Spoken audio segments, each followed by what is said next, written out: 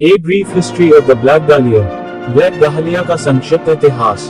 सुबह 10 बजे 15 जनवरी 1947 स्थानीय गृहिणी बेटी बर्सिंगर लॉस एंजल्स में नॉर्टन एवेन्यू पर टहल रही थी। तभी उसने सड़क पर खाली जगह में कुछ परेशान करने वाला देखा।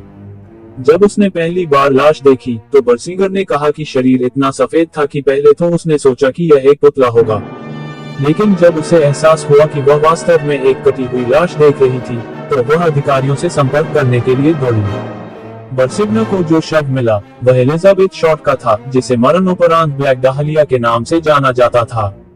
उसका शरीर कमर से 2 हिस्सों में बटा हुआ था और उसके शरीर से मांस के टुकड़े काटकर अलग कर दिए गए थे। और जबकि वह बुरी तरह से क्षत विक्षत थी, कहीं भी खून नहीं था, जिससे पता चलता है कि नॉर्टन एवेन्यू पर उस स्थान पर रखे जाने से पहले शव को अच्छी तरह से साफ किया गया था। LAPD ने एलिजाबेथ शॉर्ट की पहचान उसके उंगलियों के निशान से की और 16 जनवरी 1947 को शॉर्ट के शरीर का पोस्टमार्टम किया गया। उसके शरीर पर मौजूद निशानों से पता चलता है कि महिला को बांधकर प्रताड़ित किया गया था और उसकी मौत का आधिकारिक कारण मस्तिष्क रक्तस्राव और सदमा था। पुलिस ने पीड़िता के बारे में अधिक जानकारी प्राप्त करने की उम्मीद में एक बुलेटिन भेजा। आखिरकार एलिजाबेथ शॉर्ट के बारे में कुछ जानकारी सामने आई। वो जुलाई 1946 में लॉस एंजल्स चली गई। हॉलीवुड में अभिनय की भूमिका पाने के लिए संघर्ष करते हुए उसने वेट्रेस के रूप में काम किया और वो हॉलीवुड बुलेवार्ड पर फ्लोरेंटाइन गार्डन नाइट क्लब के पीछे एक किराए के कमरे में रहती थी। शॉर्ट की हत्या की खबर फैलते ही अखबारों ने उसे ब्लैक डालिया के नाम से पुकारना शुरू कर दिया, खास तौर पर उसके काले रंगे बालों और उसके काले कपड़ों के कारण। ब्लैक डालिया की कहानी हफ्तों तक सुर्खियों में रही। 24 जनवरी 1947 को लॉस एंजल्स परीक्षक और अन्य लॉस एंजल्स के कागजात को संबोधित एक संदिग्ध मनीला लिफाफा मिला। लिफाफे में अखबार की कतरनों से काटे गए शब्दों का उपयोग करके एक पत्र शामिल था, जिसमें कहा गया था, ये डालिया का सामान है। लिफाफे के अंदर शॉर्ट का जन्म प्रमाण पत्र, व्यवसाय कार्ड, तस्वीरें, कागज के टुकड़ों पर लिखे नाम और एक पता पुस्तिका थी। लिफाफे की सभी सामग्री को गैसोलीन से साफ किया गया था, ठीक उसी तरह जैसे शॉर्ट के शरीर को साफ किया गया था। इससे अधिकारियों को विश्वास हो गया कि यह पत्र निश्चित रूप से शॉर्ट के हत्यारे का था।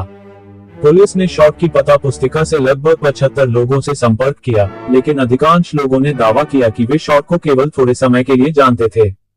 शॉर्ट के शरीर पर सटीक कट की प्रकृति के कारण अधिकारियों को संदेह था कि चिकित्सा क्षेत्र का कोई व्यक्ति हत्यारा हो सकता है और पुलिस ने USC मेडिकल स्कूल को वारंट दिया, जो शॉर्ट के शरीर के पास स्थित था। लेकिन कई साक्षात्कारों और पृष्ठभूमि की जांच के बाद भी वे इस मामले को सुलझाने के करीब नहीं थे। हालांकि मामला ठंडा पड़ गया, लेकिन कहानी के साथ लोगों का आकर्षण कम नहीं हुआ है। एलिजाबेथ शॉर्ट की अनसुलझी हत्या ने कई किताबों और फिल्मों को प्रेरित किया है, दोनों काल्पनिक और गैर काल्पनिक। एलिजाबेथ शॉर्ट की हत्या का सबसे प्रसिद्ध वृतांत द ब्लैक डालिया है, जो 2008 का एक उपन्यास है जो इस दिलचस्प कहानी के विवरण को काल्पनिक बनाता है।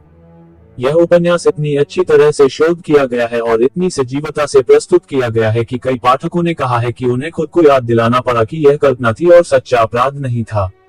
इस पुस्तक में लेखक जेम्स एलरॉय ब्लैक डालिया जांच के विवरण को दर्शाते हैं और कल्पना करते हैं कि अपराध को कैसे सुलझाया जा सकता था। 2006 में एलरॉय की किताब को एक नोवेल फिल्म में रूपांतरित किया गया, जिसका निर्देशन ब्रायन डे पल्मा ने किया और मिया कृष्णा ने एलिजाबेथ शॉर्ट की भूमिका निभाई।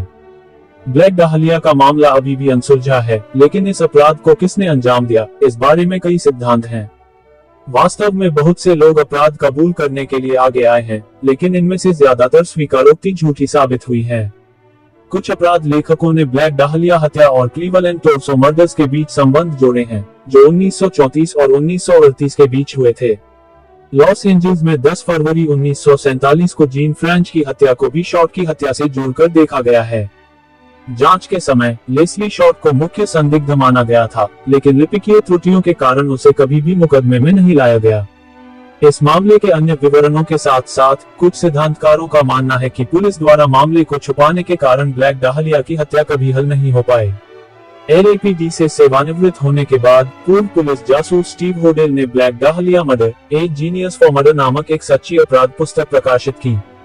इसमें होडेल ने जांच के कई विवरण दिए और अपना खुद का सिद्धांत प्रस्तुत किया। उनका मानना है कि उनके अपने पिता डॉक्टर जॉर्ज होडेल ने ब्लैक डालिया की हत्या की थी।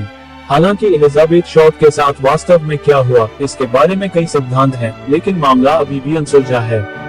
और यह एक दिलचस्प सच्ची अपराध कहानी है जिसने बाद के वर्षों में कई रहस्य उपन्यासों और फिल्म नोर फिल्मों को प्रेरित किया है।